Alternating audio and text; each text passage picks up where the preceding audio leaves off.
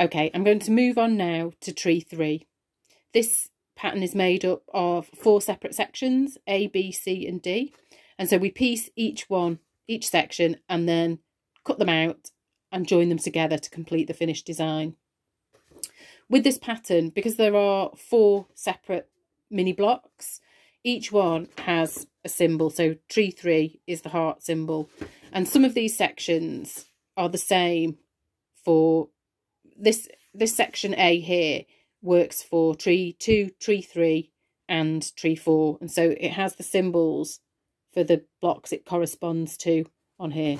So if I take tree 2 here, you can see that they are the same block. That's just to help out if, for example, you cut all the templates out for all the trees and then lose track of which goes with which. The shape symbol will let you know which other sections it corresponds with. So if it's got a heart on, it's for tree 3. And if it's got multiple symbols on, it works for all of those, with all of those patterns. Okay, so I'm going to start again by cutting each of these sections out. I just cut them out roughly and then trim them up properly at the end when I'm done.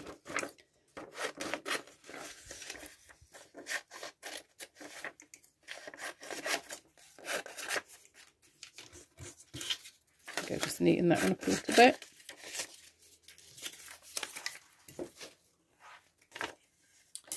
So I'm going to start with section A. You can piece them in whichever order you want, really. These letters are to help so we know which order to join the pieces together at the end. I'll get to that bit though. So A1, this is the trunk of the tree again, and then 2 background pieces either side. So I've cut the brown for the trunk of the tree. So as we did before, wrong side of template, wrong side of fabric. So I'm going to pop a bit of glue on there, wrong side to wrong side. And then I'll just lift this up and make sure I'll do it the right way up. The fabric definitely covers all this area and the seam allowance around it too. And then to put A2 on next, I'm just going to fold along that line. It's that line that we need to sew along. So using the card, fold it back and trim the seam allowance.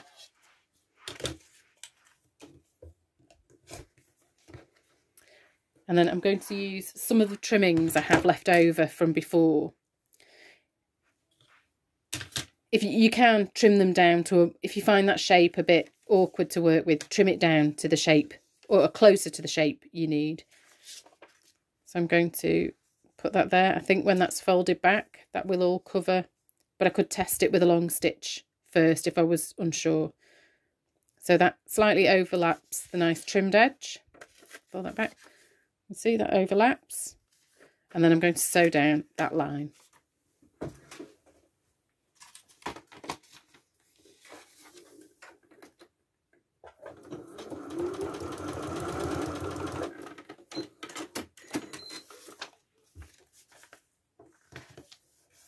So again, trim the seam allowances so they match.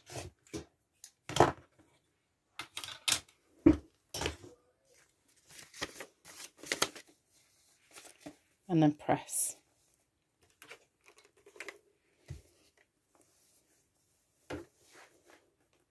I don't use a steam setting for this because I don't want to distort the paper at all underneath. So hold it up to the light. It does definitely cover all the area we need. So this time to add A3, card to the line, fold back and trim.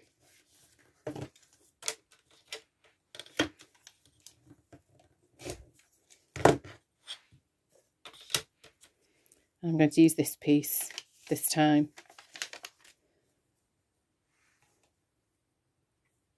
So overlap it slightly. Just check like that before I sew.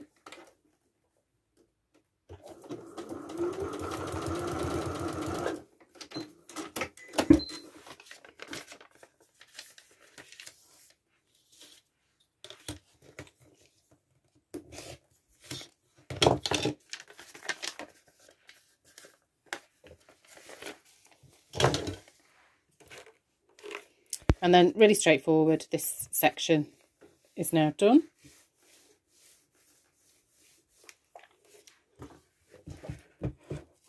So I'm going to trim out this piece, and then if I have any trimmings that can work for subsequent sections. So I'm using as much fabric as I can and not wasting any.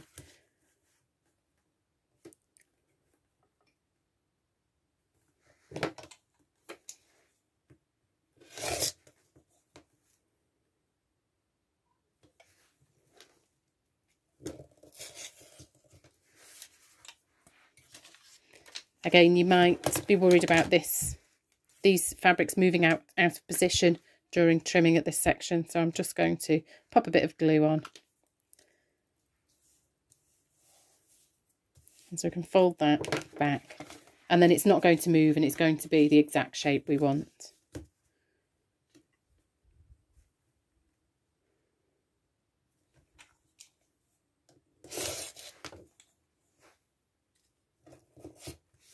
There we go. So remove all these bits. They might come in handy. That one's not going to. But these bits could potentially be useful later, so I'll move those over there. And then we have section section A, sorry, done and ready to piece later on. So I'm going to move on to section B. Now section B has some smaller, fiddlier bits on, but don't be put off by that at all. Start with B1, which is the bauble. So I've got a little bit of sort of patterned fabric there, nice printed fabric. So wrong side to wrong side.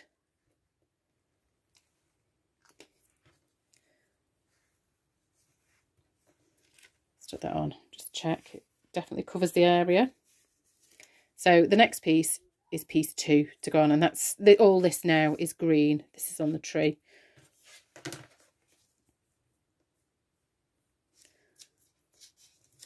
So fold that back.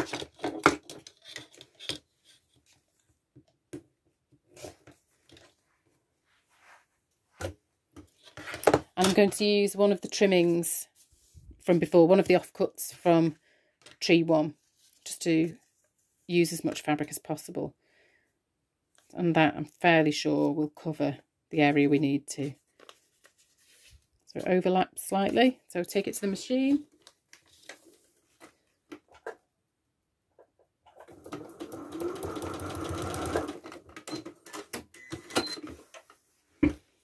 There we go. So as before, sewing a bit before the line and a bit after the line as well.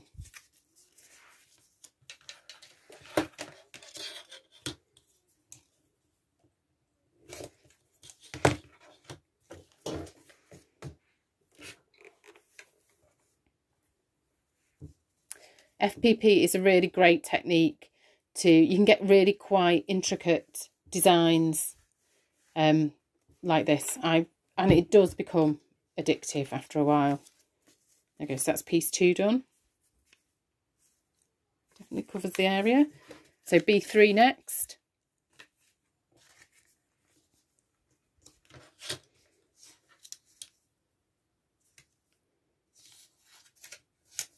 Just ease that fabric away.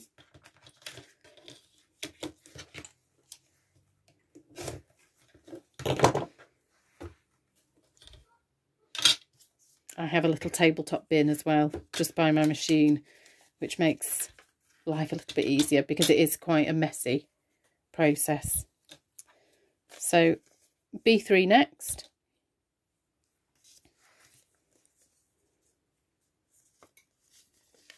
Just check it overlaps, it does.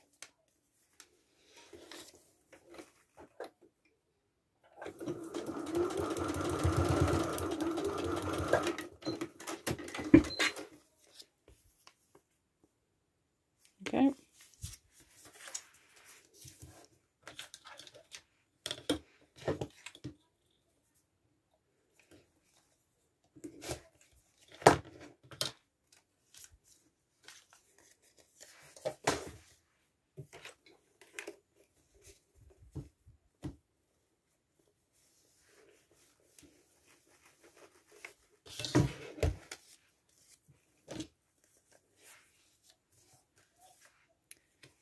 try and speed up a little bit. I think probably got the idea by now.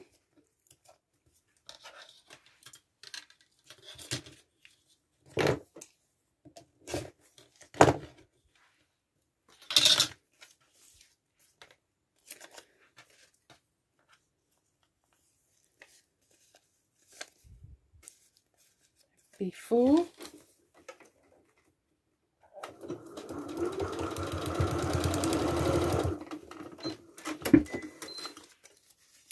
And we'll be able in a minute to see the bauble taking shape in sort of surrounded by the green.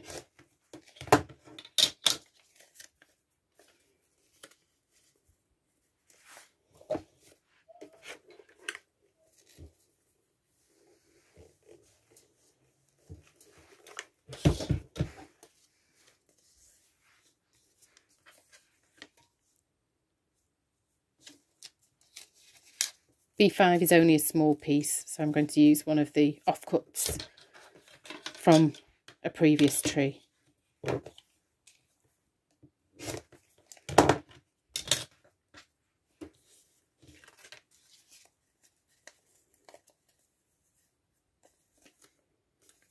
Okay.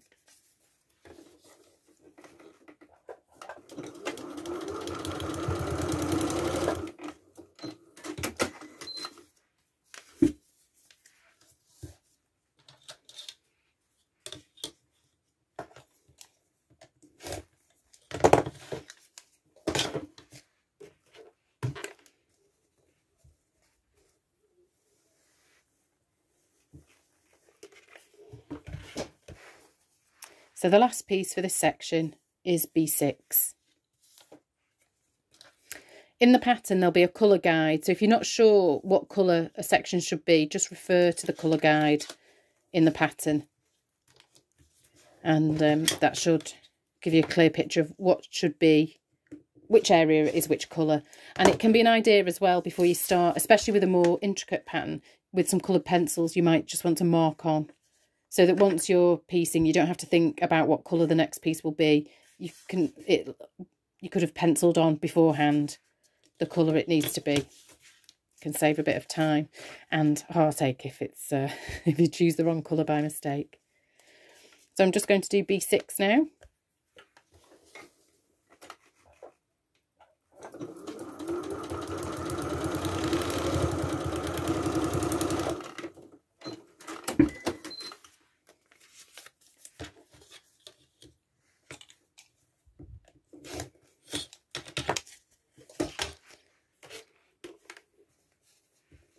There we go, the little bauble.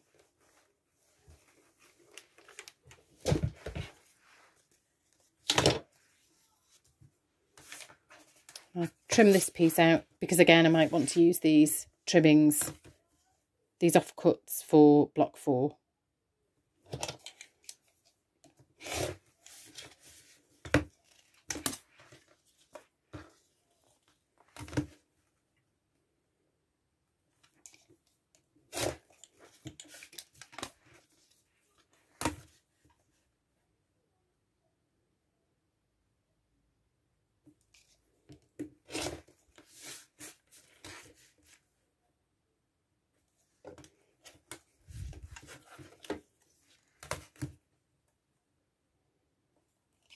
You may have noticed these angled corners on the templates in the seam allowance, and this makes, they're angled so that they match up perfectly when we join all the sections later.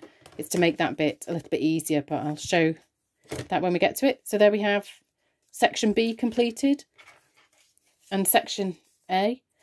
I'll do section C in a minute and don't need to show how to do that one, but section D is, it's just all background fabric. There's no piecing on it, but it has to be done for the pattern to work. It has to be done as a separate piece. So what I would do for this piece, I just need to find my background fabric. So for this, I would cut, so you can see where I just chop away at fabric. I would cut a piece. I do it a little bit more carefully than this, to be honest, but just for the sake of speed, I'll give it a little press. But for this section, I would just, with the glue pen, pop some glue on the reverse of the template and stick the fabric to it like that, and then just trim it out. And I know then that the fabric will be held in place, and it's easier to, at the end, to join all the pieces still with the papers in than to just cut the fabric without, to use this as a template and just cut the fabric out and not have any paper on it. The templates with the paper in, they don't stretch, whereas they can do with if it's just fabric. So they go together more evenly if you keep the papers on all of them for joining, if that makes sense.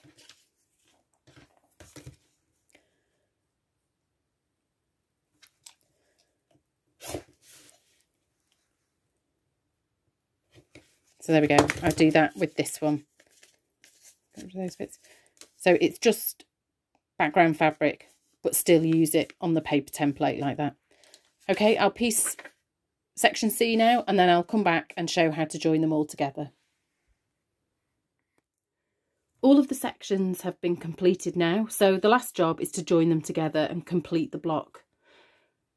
The pattern will specify the order in which you're to join each section, and more often than not there is only one way that they will go together, and it will be possible to join them all to complete the block. So it's important to follow those instructions. This pattern says to join B to C first, so they join together along this edge. Now this fabric here, there's a chance it will move out of position while I'm joining them, so just to make sure it doesn't, just to make it easier for me, I'm going to add a couple of blobs of glue just so that this fabric stays in position.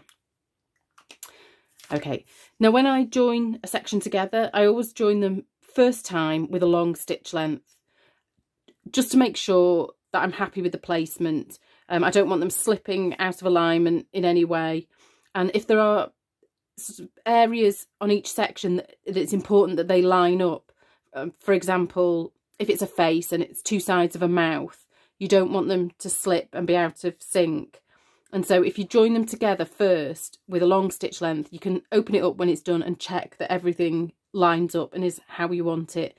And if it is, sew over it then with the small stitch length. If not, those long stitches can just be whipped out and it can be redone. These shaped corners, they're shaped that way so that the edges fit together perfectly, just to help line them up and get the pieces in position. Right, so I'll boost the stitch length now and sew these together.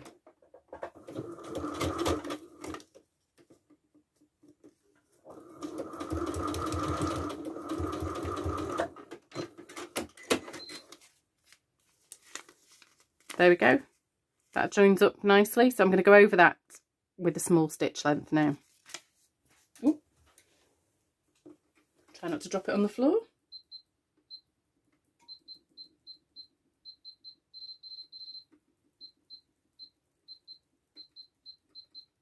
There we go, back down to 1.5mm. I'm just going to sew straight over the long stitches.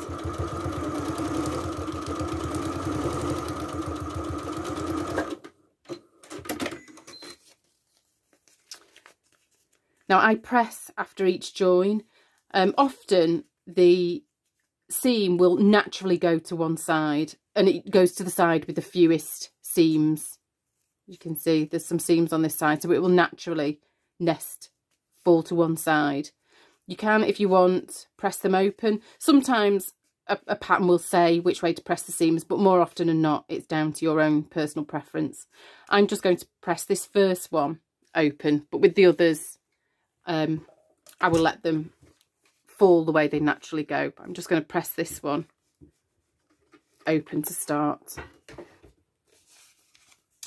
Okay, and then we join piece D on. So again, I'm going to revert to that long stitch length and then back to a short one if I'm happy with the placement. Okay.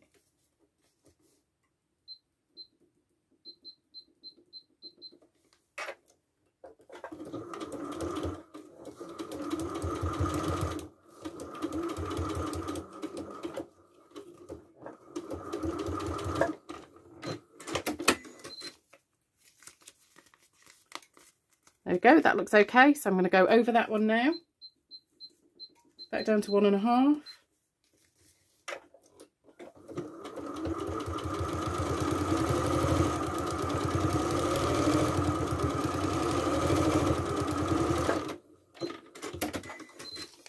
And this seam will naturally fall to piece D because there are no seams on this one. So I'll give this one a little press.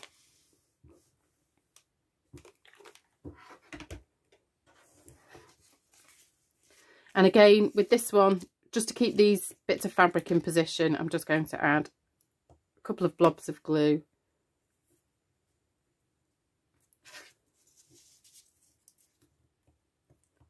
Just to hold it to the paper and stop it moving out of position as I sew them together.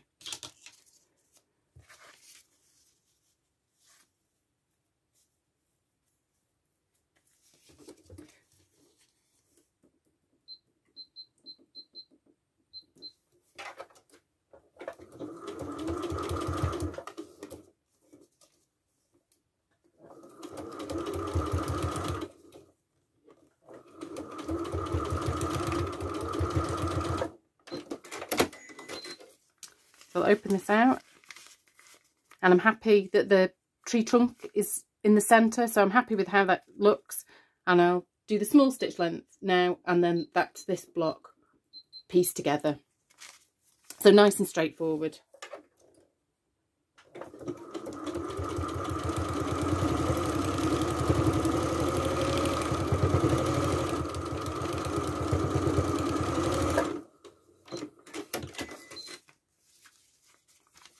There we go, the seam will naturally go towards the bottom of the block to the trunk. So I'll give that a press, and then it's just a case of removing the papers.